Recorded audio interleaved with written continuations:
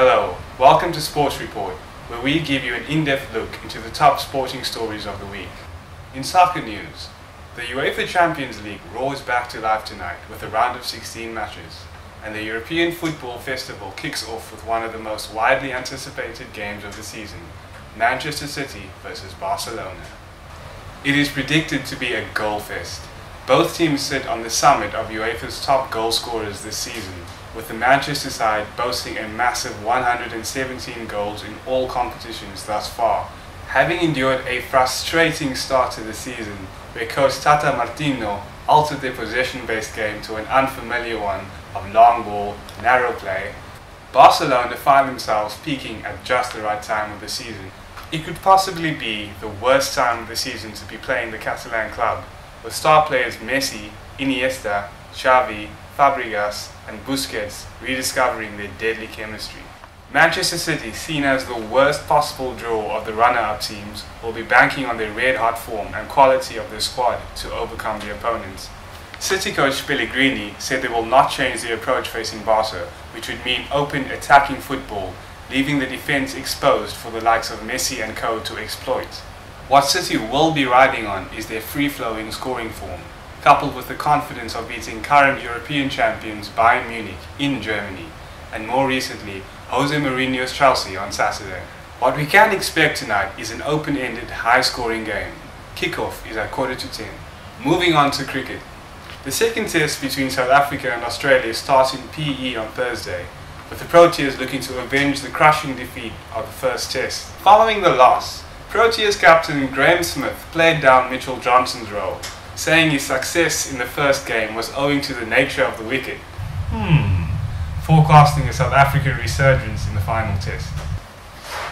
The skipper's comments would suggest he does not think Australia are on course to achieve former glories after annihilating England in the recent Ashes series, but rather they are riding the wave of a Mitchell Johnson in the form of his life. Smith warned that his side will come roaring back in the remaining games, confident that his batsmen won't fall so easily to the Aussie paceman this time round. Smith will be looking to better his own performances after twice being dismissed by Johnson, and seems uneasy when playing to left-arm fast bowlers. Zair Khan. The game starts this Thursday at 10:30.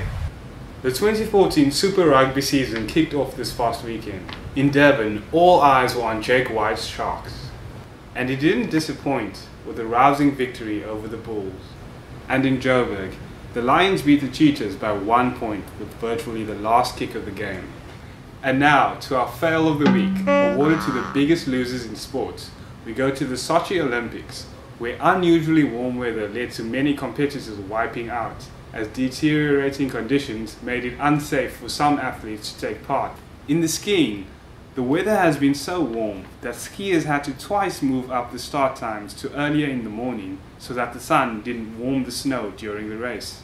Organisers are pouring salt down on the ski courses to keep the snow hard, but it is still often slushy and unfavourable. And we end with our Player of the Week, awarded to the outstanding individual or team performance. And we can look no further than Mitchell Johnson's dismantling of the Proteas batting order, taking 12 wickets in the process. Here are some of his exploits for your viewing pleasure or displeasure, depending on your loyalties. Du Plessis had no chance. Oh, quick, too quick, vicious. Johnson is the destroyer. 3 for 5 in 19 balls. It's being hailed as one of Test cricket's greatest opening spells. The mental and physical blows could have a lasting effect. The world number 1 was rattled. He's bowled him.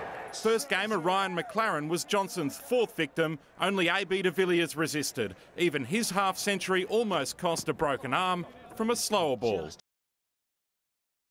Leave your comments on these sports stories and the upcoming sports stories this week, and we'll use them in our next episode.